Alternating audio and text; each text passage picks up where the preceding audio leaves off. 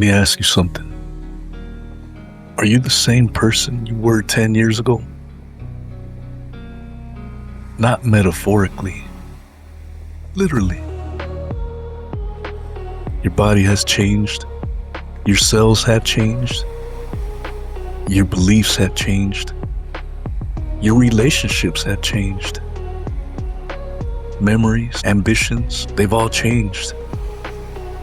And somewhere along the way, even your morality has shifted quietly without asking your permission.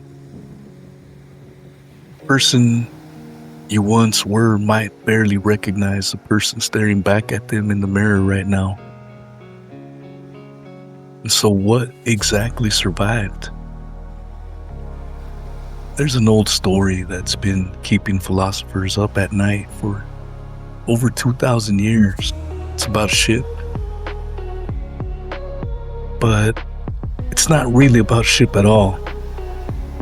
It's about you. The story goes back to Plutarch, writing about the legendary vessel of Theseus, the ship that carried a hero home and was kept in the harbor afterward as a monument. But wood rots, planks crack. Salt water doesn't forgive anything. And so the people maintaining the ship began replacing the pieces. One plank here, one mast there, a beam, a rail, a hull aboard eaten through time, piece by piece, year after year, until eventually, and this is the part that breaks the brain a little, every single original piece had been replaced. Not most of it, all of it. And yet, the whole time, people kept calling it the same thing. The Ship of Theseus. So here's the problem. Is it really still the same ship? At what point did it stop being the original? Was it after the first plank? Halfway through? Maybe at 90%? Or did the identity of the ship survive every single replacement all the way through? Now here's where it gets vicious. Imagine someone quietly saved every original plank that was pulled off the ship over the years. Every piece of the quote-unquote old ship stored somewhere, waiting. And imagine those original pieces are eventually reassembled, put back together to their original configuration. Now, there are two ships. One is built entirely from the original material. Every board authentic. Every beam the real thing. But now, it has no history. It's never sailed. It's simply a reconstruction. The other has none of the original material left at all. But it has the unbroken continuous history. It's the one that's been in the harbor the entire time. The one everyone has been calling by that name for decades. So which one is actually the Ship of Theseus? There's no clear answer. That's not a flaw in the thought experiment. That's the entire point. And this is where philosophy stops being about wood and rope. Because you are the ship. Now, Go find an old photograph of yourself, 10 years old, 20, maybe even just 5 years ago. Look at it. Is that you? I mean, in one sense, obviously, yes, same name, same bloodline, same rough continuity of a body that grew from that one into this one. But psychologically, maybe not so obvious. That person had different fears, different desires, different beliefs, different dreams, different enemies, different friends, different goals, a different, smaller understanding of what the world even was. Perhaps you once believed something you'd be embarrassed to admit today. Maybe you once loved someone you can barely stand the thought of right now. Maybe you wanted something so badly it kept you up at night. And today, it means nothing to you. Less than nothing. So, what is it that connects the two of you? Is it your name? Your body? Your memories?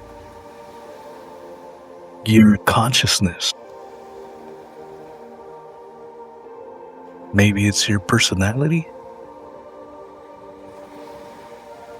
The unbroken thread of your existence through time? Or is it simply the story you keep telling yourself? The narrative stitched together after the fact to make it feel like one continuous life instead of a sequence of different people wearing the same face.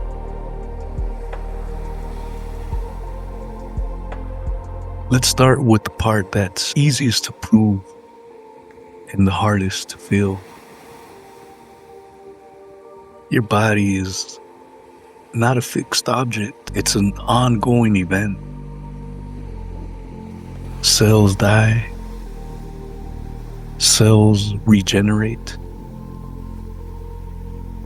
Your appearance changes slowly, then suddenly.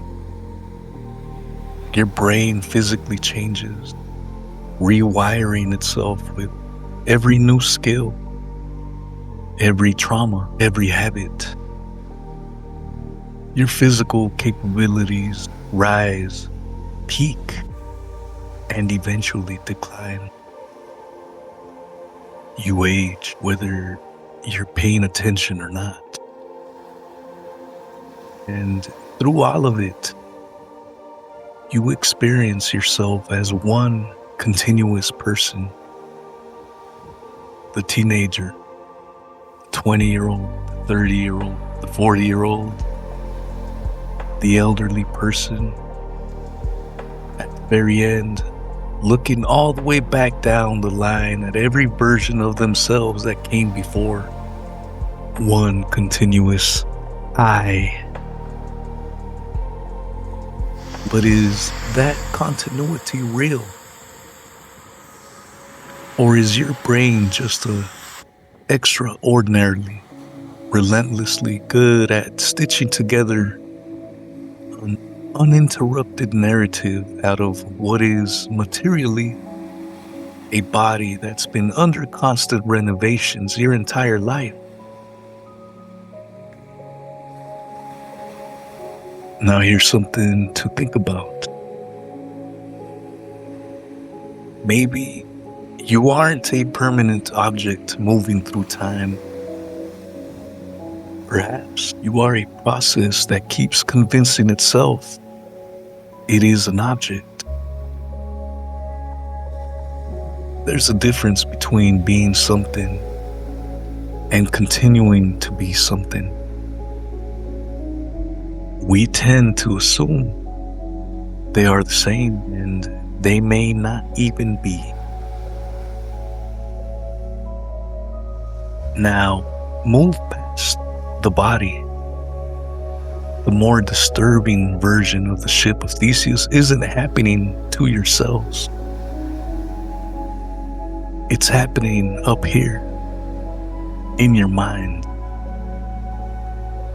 Think about what you believed simply 5 years ago. Take it back to 10 years ago, 15 years ago. How much of it actually remains intact? Politics, religion, morality, relationships. What success even means: money, love, death, God, freedom, meaning. You replaced pieces of your worldview one at a time, plank by plank. So gradually, you barely noticed the ship underneath. You was becoming a different vessel. And still, you say it so casually. Changed my mind. But who changed it? The old you or the new you? If the old you did the changing, then the old you must still exist somewhere to have done it. But if the new you did it, then the new you was arguing against a version of yourself that, by definition, no longer even exists. If your beliefs can be completely overhauled while you remain unmistakably you, then maybe identity was never dependent on holding the same beliefs in the first place. Then the harder question follows right behind that. How much can you change before you become someone else entirely?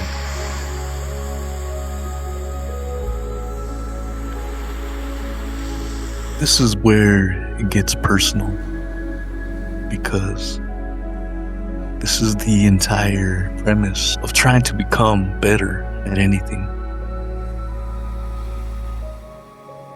Self-improvement sounds simple on the surface. Become better. Become stronger. Become wiser. Destroy the bad habits and build good ones. Change your mindset.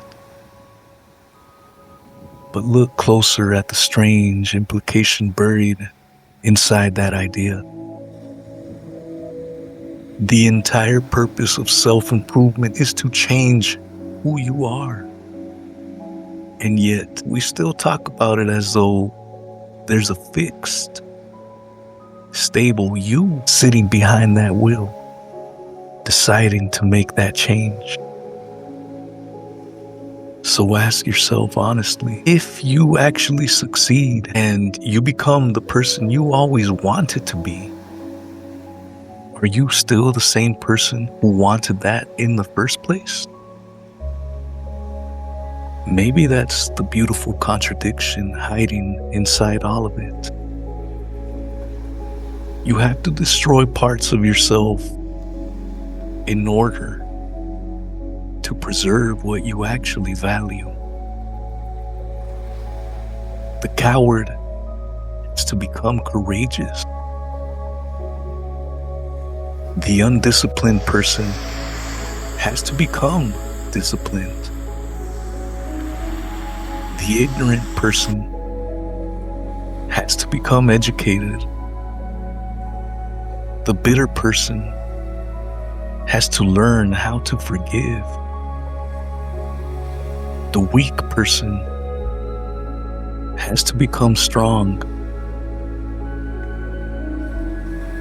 In some real sense, the old identity has to die for the new one to exist at all. And yet, we don't call that death. We call the whole process becoming yourself. Now take that same paradox and drop it into something that actually hurts. Imagine you've been with someone for 20 years. Here's the uncomfortable truth. You are not the two people who met 20 years ago. They've changed. You've changed. Priorities have changed. Appearances changed.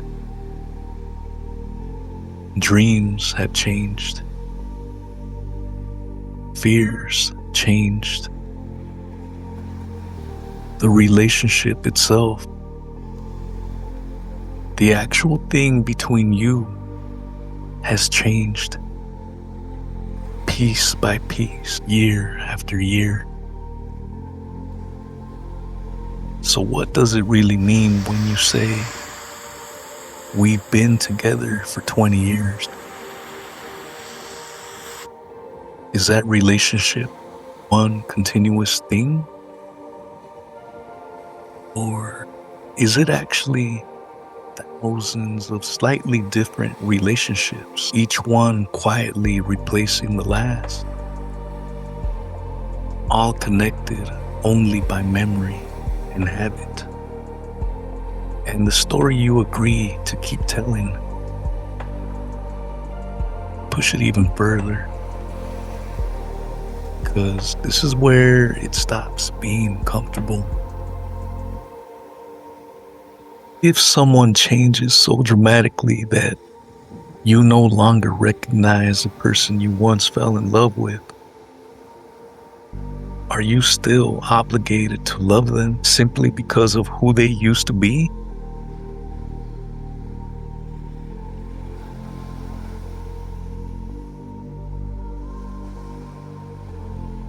Now, bring memory into it, because memory might be the load-bearing wall of your entire identity.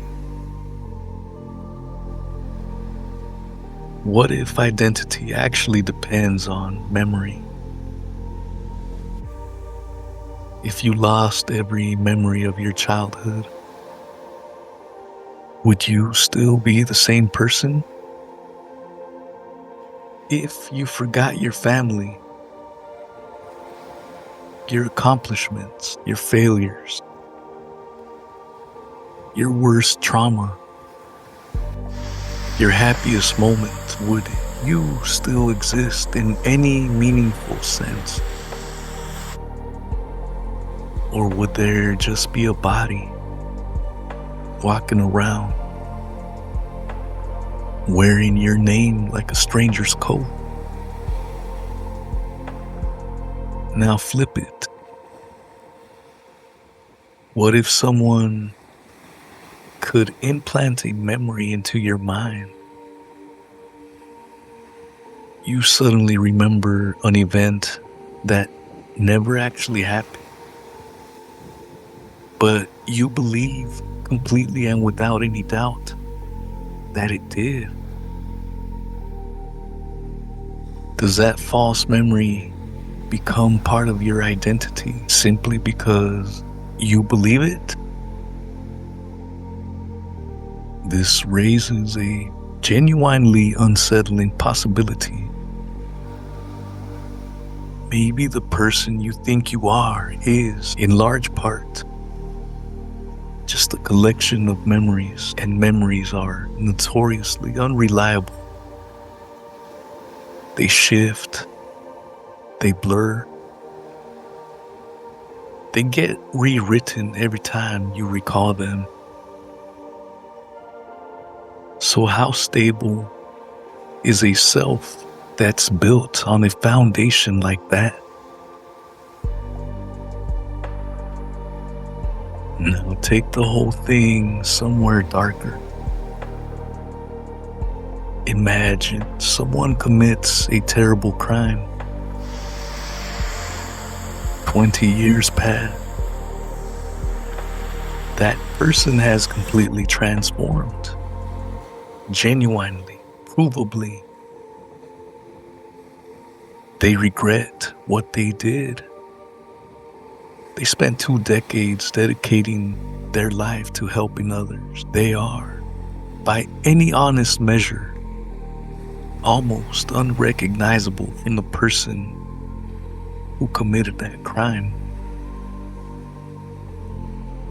Are they the same person? If yes, then how much should the person standing in front of you today be punished for the actions of the person they used to be? If no, then who exactly deserves a punishment? The person who committed the crime doesn't even exist anymore, by this logic.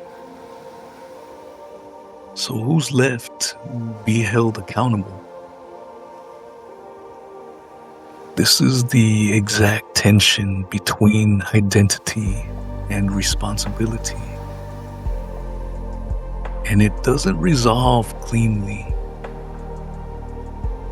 We want people to be capable of real change, but we also need people to be accountable for what they've done.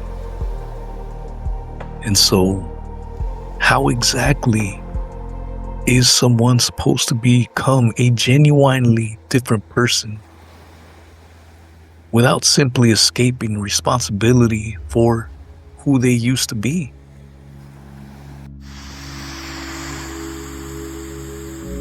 Think about that.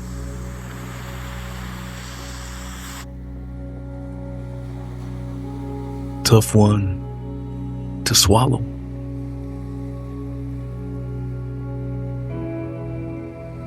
Let's come back to the paradox. Maybe there is no single plank that makes the Ship of Theseus the Ship of Theseus.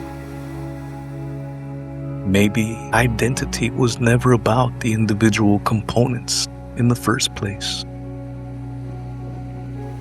Maybe it's continuity, the story, the relationships between the parts, the history, the trajectory, the whole thing traces through time. And maybe the same is true of you. Maybe you are not yourselves, not your beliefs, not your memory, not your personality, not even your circumstances.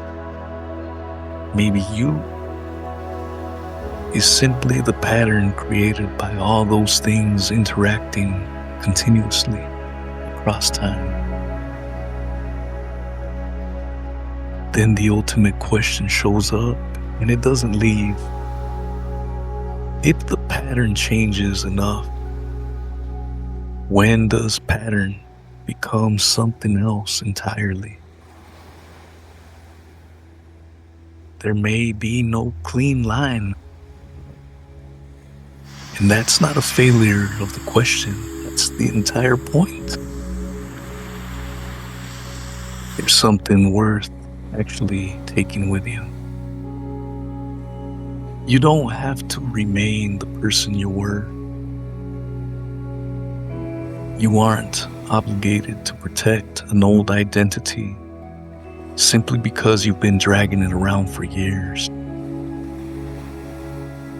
The version of you that was afraid doesn't get to dictate the behavior of the version of you that exists right now. The version of you that failed doesn't get to define the version of you that comes next. The version of you that was angry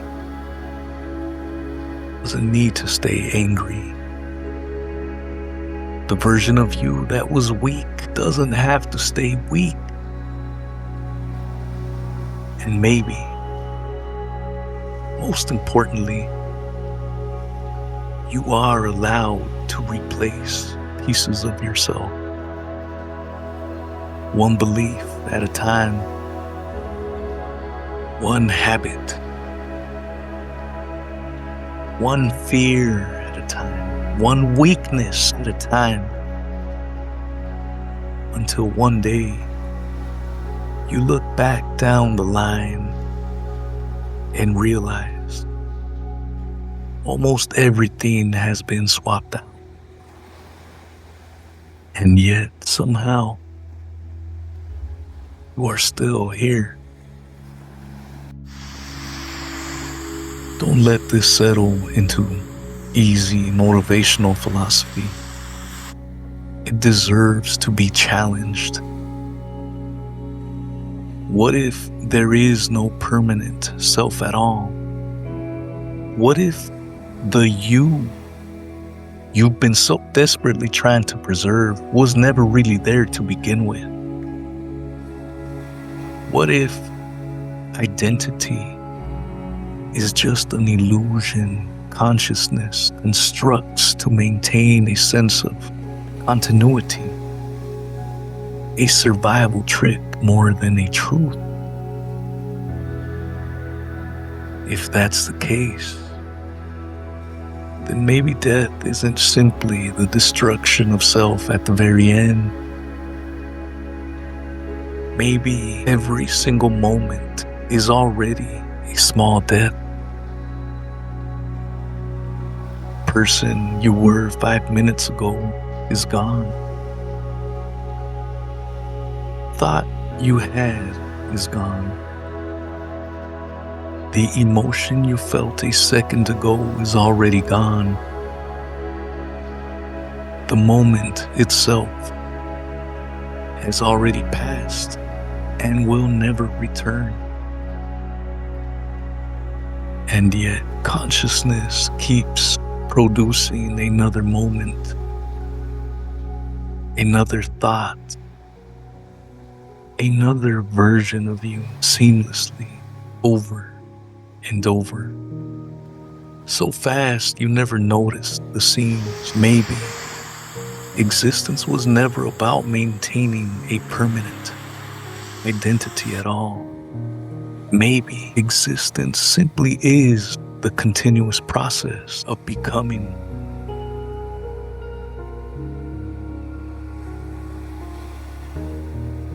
Let's slow down for a second. Imagine yourself 10 years from now. Different experiences, different relationships, different beliefs, a different body, different priorities. It's entirely possible that the person you become would barely recognize the person you are right now reading this. Will that person still be you? And if the answer is yes, what makes it you? Think about that. Maybe the question isn't whether you are the same person. Maybe the question is whether you are becoming someone you can live with. You are the Ship of Theseus. Every day, something gets replaced. A belief, a habit, a fear, a relationship, a piece of your body, a piece of your identity. And maybe the goal was never to keep every original piece. Maybe the goal is to make damn sure that whatever you become is a ship worth sailing.